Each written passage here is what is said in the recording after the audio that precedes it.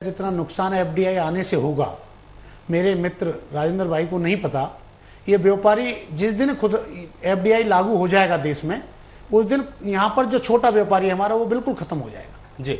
और जैसे पहले अंग्रेजों के देश हमारा हाथ में था वही दिशा होने जा रही है यहाँ पर। नहीं ऐसा नहीं ये आप लिख लीजिए इस बात को। और दूसरी बात, विरोध की बात बताऊं मैं आपको, जो विरोध उन्होंने किया शर्ट उतार के, और कोई चारा नहीं है। आप रोड पर विरोध नहीं करने देते, अन्ना हजारे जी को नहीं करने देते, रामदेव बाबा को नहीं करने देते, जेल में भेज देते थे, कह देते हैं लाल किले पे जाना है उनको। आप यहाँ उसमें अगर स्टेडियम में गिरफ्तार करते हैं उनको भगा दिया जाता है, रात में लाठी चार्ज। किस तरह विरोध चाहते हैं? ये तो एक दबंगई की सरकार है कि जो कुछ बोले, अच्छा जिसने कुछ बोला उसके पीछे सीबीआई छोड़ देते हैं।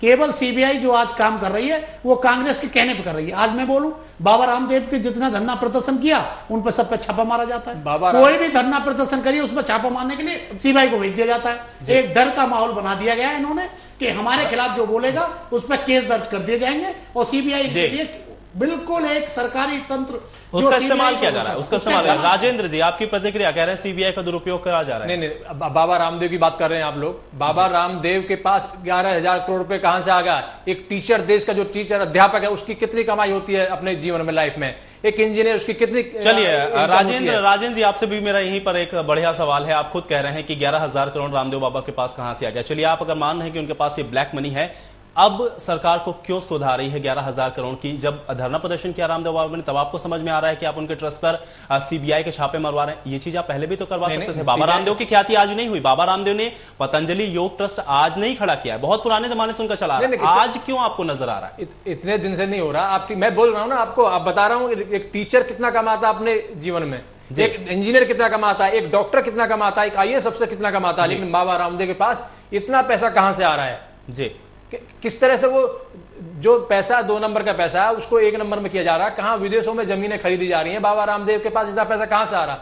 बाबा रामदेव की बात करते हैं, बाबा रामदेव इतना पैसा कमाया जा रहा है और ऐसे ऐसे लोगों को। राजेंद्र जी आपको बाबा रामदेव का पैसा दिख रहा है, आपको कलमाड़ी का पैसा नहीं दिखता? आपको जो भ्रष्टाचार पार्टी ने जो भ्रष्टाचार में लिप्त हुआ, कांग्रेस पार्टी ने कलमाड़ी को जेल भेजा, कांग्रेस पार्टी ने ए राजा को जेल भेजा, कांग्रेस पार्टी ने जो भी भ्रष्ट चिदम्बरम को जेल नहीं भेजा गया, संलिप्तता उनको जेल भेज कांग्रेस पार्टी ने। पहली बार देश के अंदर कांग्रेस पार्टी ने किसी मंत्री को जेल के अंदर भेजा। चलिए अनुराग जी की तरफ मैं रुक करता हूं। अनुराग जी आप बात सुन रहे हैं, आरोप प्रत्यारोप बहुत ज्यादा लग रहे हैं, लेकिन जो आम जनता की जो बात हम लोग करते हैं हमेशा, आम जनता का जो विरोध प्रदर्शन का तरीका होना चाहिए, अनुराग जी आपके हिसाब से क्या होना चाहिए?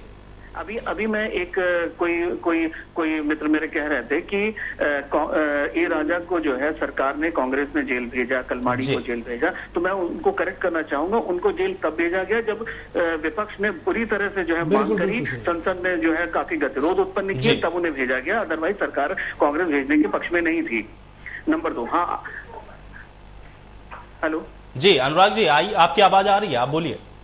हाँ, और दूसरी चीज ये है कि अगर जिन लोगों ने विरोध किया उनकी जो है संपत्ति के ऊपर है, तो ऐसे बहुत सारे लोग और भी निकलेंगे कि जिनके पास भी बहुत जो है संपत्ति होगी, उनके नाम कहाँ हैं, वो कहाँ सामने आए? जी अनुराग जी कह रहे हैं। असदी जी आपकी प्रतिक्रिया जानना चाहूंगा मैं। अनुराग जी बिल्कुल सही कह रहे हैं। मैं आपको बताऊं कि केवल रामदेव जी को जो दिया हुआ धन है वो देश में अपने में लोगों का इलाज जो भी कर रहे हैं सब कर रहे हैं, वो केवल काले धन की बात न करें, कांग्रेस के लिए बहुत अच्छा है। जिस दिन रामदेव जी पहली बार दिल्ली में आए तो इनके 3 मिनिस्टर उनको स्वागत करने के लिए गए जी एयरपोर्ट पर। रामदेव जी अगर उनकी बात मान लेते तो सब कुछ ठीक था जी।